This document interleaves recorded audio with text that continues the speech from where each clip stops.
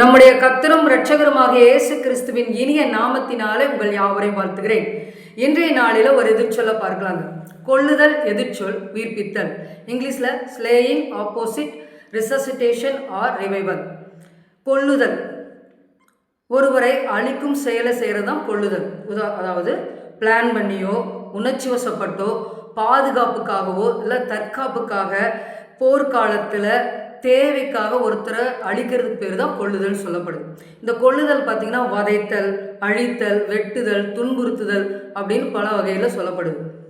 ஒரு மனிதனை கொல்லுகிறவன் எவனோ அவன் கொலை செய்யப்பட வேண்டும் சொல்லி லேவியராகமத்தில் வாசிக்கிறோம். அதே வெளிப்படுத்தல் 13ஆம் அதிகாரம் 10வது வசனத்தில் கத்தி எடுத்தவன் கத்தியால் தான் சாவான்னு சொல்லி வேதத்தில் இருக்குங்க. ஆனால் நம்முடைய அன்றாட வாழ்க்கையில் நம்ம ஒரு சில காரியங்களை செய்து நம்மையும் கொண்டுட்ருக்குறோம், மற்றவங்களையும் கொண்டுட்ருக்குறோம். என்னன்னு பார்க்கலாங்களா? உதாரணத்துக்கு ஃபஸ்ட்டு நேரத்தை கொல்லுதல். வேதவசனம் சொல்லுகிறது நாட்கள் பொல்லாதவைகளானதால் காலத்தை பிரயோஜனப்படுத்தி கொள்ளுங்கள் சொல்லி வேதத்தில் வாசிக்கிறோம். அப்போ இன்றைய நாளில் நம்ம ஆரம்பிக்கிறப்ப நிறைய பிளான் பண்ணுவோம், இதை செய்யணும் அதை செய்யணும், நம்ம எல்லாம் பிளான் பண்ணி தான் வச்சுருப்போம். ஆனால் சூழ்நிலைகள் மாறும் பொழுது அந்த பிளான் எல்லாம் தள்ளி போயிடும். நேரத்தை வீணாக கழித்து அதை என்ன பண்ணோம், அந்த நாளை கடந்து போயிடுவோம். ஆனால் போன நாள் திரும்பி வராது. அப்போ அந்த நேரத்தை கொல்லுதல் நம்ம ஒவ்வொரு நாளும் செஞ்சிட்ருக்கோம். ரெண்டாவது பார்த்திங்கன்னா நம்பிக்கையை கொல்லுதல். ஒரு மனுஷன் மேலே வைக்கிற நம்பிக்கை ஒரு மனுஷன் கொள்வது. அதாவது இப்போ நான் இருக்கேன், என்னை நம்பி நீங்கள் ஒரு ரகசியத்தை சொல்கிறீங்கன்னு வச்சுங்களேன். அந்த ரகசியத்தை கேட்டு நான் எனக்குள்ளேயே வச்சுக்காம என்னுடைய ஃப்ரெண்டு யாராவது இருந்தாங்கன்னா அவங்ககிட்ட போய் இவங்க இப்படிப்பட்டவங்க நான் சொல்லும் பொழுது அந்த இடத்துல உங்கள் நம்பிக்கையை நான் கொள்கிறேன். அப்போ உதாரணத்துக்கு பார்த்திங்கன்னா இன்னொன்று கூட சொல்லலாம். இப்போ நான் ஒருத்தர் வந்து பார்த்திங்கன்னா ஒரு உதவி வேணும்னு கேட்டு இன்னொருத்தர் போகிறாங்கன்னா அவங்களுக்கு அதை செய்யக்கூடிய திராணி இருக்கும். ஆனால் அந்த இடத்துல அவங்களுக்கு மனம் இல்லாதனால அவங்க அந்த உதவி செய்ய மாட்டாங்க. அப்போ உதவி கேட்டு போனவங்களோட நம்பிக்கை அந்த இடத்துல கொல்லப்படுது. இதுதான் நம்பிக்கையை கொல்லுதல். மூன்றாவது சோம்பேறி. அதாவது ஆசை, ஒரு மனுஷனுடைய ஆசை அவனை கொல்லும். உதாரணத்துக்கு நீதிமொழிகளில் வாசிக்கிறோம், சோம்பேறி வேலை செய்யாமல் இருக்கிறதுனால ஆசை அவனை கொல்லுதான். அதாவது இப்போ ஒருத்தர் இருக்கிறாரு, வீட்லேயே இருக்கிறாரு, எந்த வேலையும் செய்யலை, உழைக்கலை. ஆனால் பக்கத்தில் இருக்கிறவங்க வளர்ச்சி அடைஞ்சிட்டு போயிட்டே இருக்கிறாங்க, வீடு வாங்குறாங்க, கார் வாங்குறாங்க, நல்லா இருக்காங்க, சந்தோஷமாக சமாதானமாக இருக்கிறாங்க. அவங்கள பார்த்தோன்னே ஒரு ஏக்க பெருமூச்சு விட்டுட்டு, சரி இவங்களெல்லாம் நல்லா இருக்கிறாங்க, நான் மட்டும் இப்படியே இருக்கிறேனே சொல்லிட்டு நான் எப்போ தான் இப்படி ஆவேன், நான் எப்போ தான் இந்த மாதிரியெல்லாம் ஆவேன் அப்படின்னு சொல்லி ஒரு ஏக்க பெருமூச்சோடய வாழ்கிறாங்க. பார்த்தீங்களா?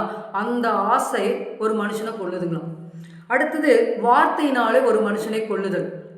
வார்த்தை அப்படின்னா தகாத வார்த்தைகள் பேசும் பொழுது, கெட்ட வார்த்தைகள் பேசும் பொழுது எதிரில் இருக்கிறவங்களுடைய இருதயம் காயப்படுறது மாத்திரமல்ல, அவங்களுடைய உணர்ச்சிகள் கொல்லப்படுகிறது. அப்போ வார்த்தையினாலே ஒரு மனுஷனை கொல்லுகிறது. அடுத்தது கோபம் ஒரு மனுஷனை கொல்லுகிறது. கோபம் ஒரு சொத்து பிரச்சனை அனந்தமிகளை வருதுன்னு வச்சுக்கோங்களேன், சண்டை பயங்கரமாக இருக்குது, அடிதடி ஆகுது, கடைசி என்னாவது கொலையை செய்கிற அளவுக்கு போயிடுவாங்க. அப்போ கொலை செஞ்சதுனால உயிரிழப்பு ஆகுது, அந்த சொத்தை அனுபவிக்க முடியாமல் ஜெயிலுக்கும் போகிறவங்க இருக்காங்க. அப்போ கோபம் ஒரு மனுஷனை கொல்லுகிறது என்று சொல்லி யோபுல வாசிக்கிறோம். இப்போ இந்த 5 காரியங்களை நம்ம பார்த்தோம். இந்த 5 காரியங்களை நம்ம ஏதாவது ஒரு இடத்துல தவறி தான் இருப்போம். அதை ஆண்டவருடைய சமூகத்தில் ஒப்பு கொடுத்து செபிக்கும் பொழுது ஆண்டவர் அதை மன்னித்து நம்மளுடைய வாழ்க்கையை ஆசீர்வதிக்கிறவராக இருக்கிறார். அடுத்தது பார்த்தீங்கன்னா கொல்லுதலுக்கு எதிர்ச்சொல் என்னன்னு பார்த்தோம், உயிர்ப்பித்தல். உயிர்ப்பித்தல் அப்படிங்கிறது என்னன்னா, முடியவே முடியாது என்ற நிலையில், அழிந்து போகக்கூடிய சூழ்நிலையில், காப்பாற்றவே முடியாதுங்கிற அந்த இடத்துல மீண்டும் ஒரு துளிர்தல் உண்டாகுது. பார்த்தீங்களா? புதுப்பித்தல் வருது. பார்த்தீங்களா? அதுதான் என்னது, உயிர்ப்பித்தல்னு பேர். இந்த உயிர்ப்பித்தலுக்கு நிறைய காரியங்கள் சொல்லலாம். புத்துயிர், பிழைப்பித்தல், உயிரூட்டுதல், மறுமலர்ச்சி இப்படின்னாலாம் நிறைய பேர்கள் இருக்குது. உதாரணத்துக்கு ஒருத்தருக்கு ஹார்ட் அட்டாக் வருது, அவங்க அன்கான்சியஸ் மயக்க நிலைக்கு போயிட்டாங்க, அவங்களுக்கு பேச்சு மூச்சே இல்லை.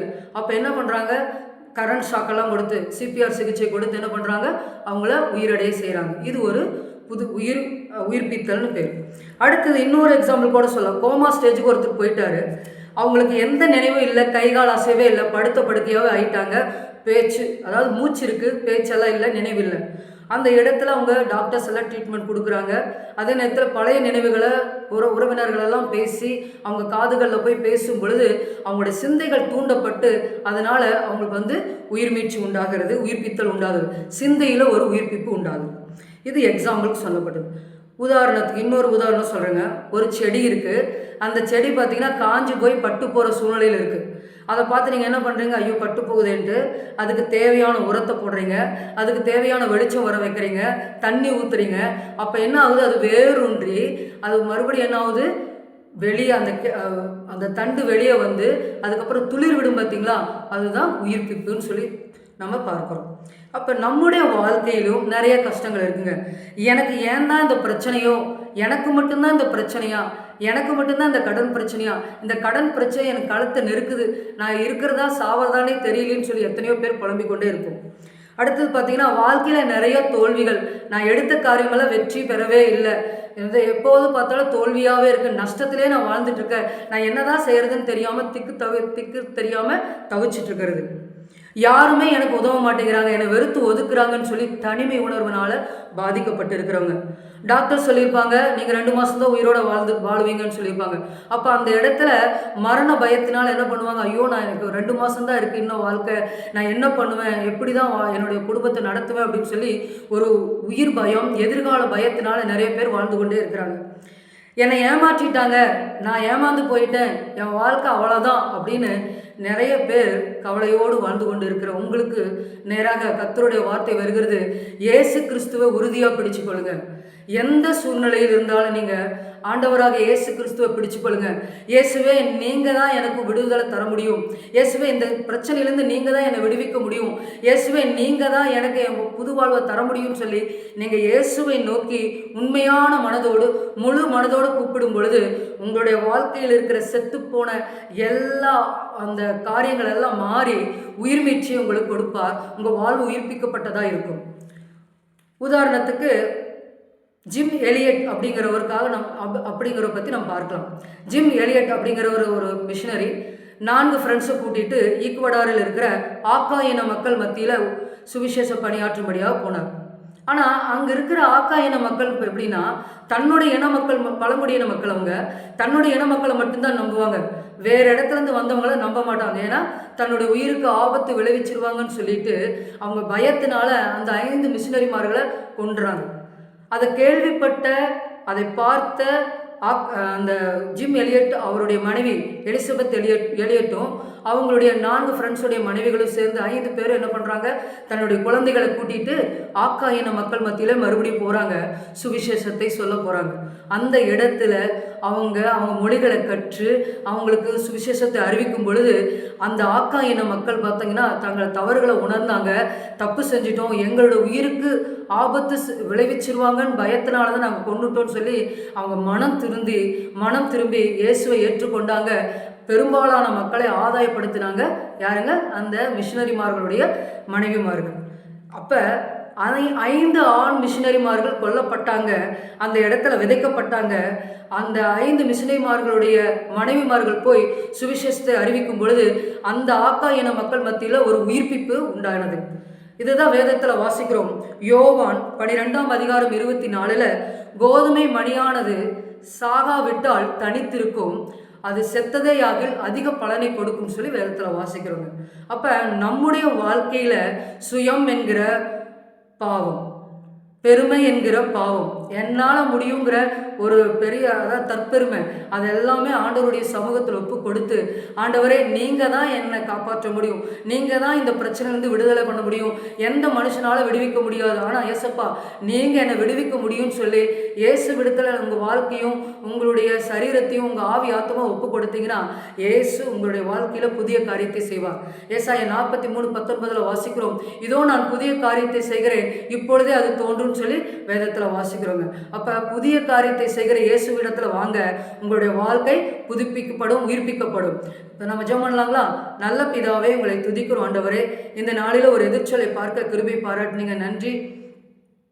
கொள்ளுதலுக்கு எதிர்ச்சொல் உயிர்ப்பித்தல் என்று பார்த்தோம் ஆண்டவரே. எங்களுடைய வாழ்க்கையில் ஆண்டவர் அதை பார்த்த 5 காரியங்களை ஒப்பு கொடுக்குறோம் ஆண்டவரே. ஆசை ஆண்டவரே, நேரத்தை கொள்ளுகிற காரியங்கள், பிறருடைய நம்பிக்கையை உங்களுடைய நம்பிக்கையை நாங்கள் தினமும் கொண்டுட்ருக்குறோம் ஆண்டவரே. அதையெல்லாம் மன்னிச்சிருங்க ஆண்டவரே. எங்களை உங்கள் பரிசுத்த ரத்தத்தால் பரிசுத்தப்படுத்துங்க. கோபம் என்கிற கொள்ளுதல் காரியத்திலேருந்து எங்களுக்கு விடுதலை தாருங்க ஆண்டவரே.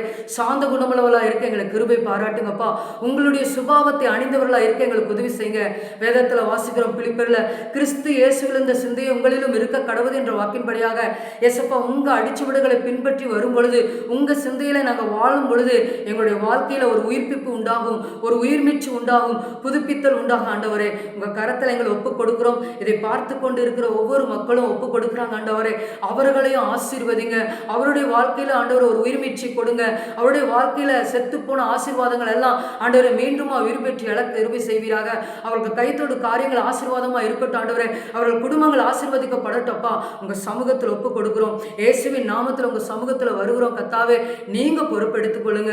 அவர்களை ஆசீர்வதிங்க. அவர்கள் வாழ்வு உயிர்மீட்சி அடைய கிருபை பாராட்டுங்க. செபிக்கிறோம் ஆண்டவரே, இயேசுவின் நாமத்தில் பிதாவே, ஆமேன். கர்த்தர் தாமே உங்களை ஆசீர்வதிப்பாராக. ஆமேன்.